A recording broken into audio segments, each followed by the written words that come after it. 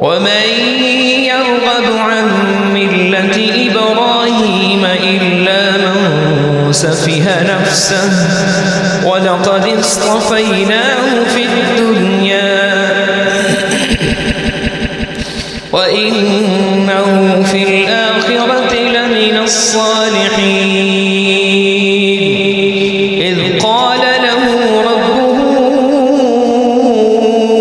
أسلم قال أسلمت لرب العالمين ووصى بها إبراهيم بنيه ويعقوب يا بني إن الله اصطفى لكم الدين فلا تموتن إلا وأنتم مسلمون أم كنتم شهداء إذ حضر يعقوب الموت إذ قال لبنيه ما تعبدون من بعدي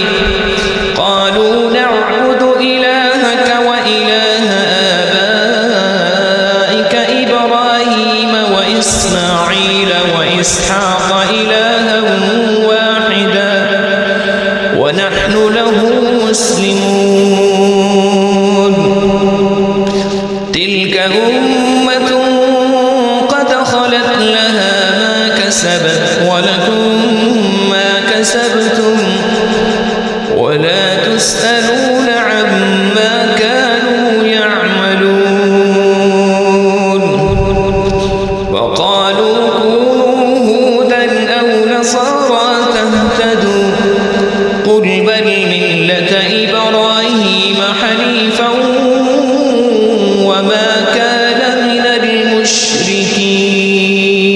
المشركين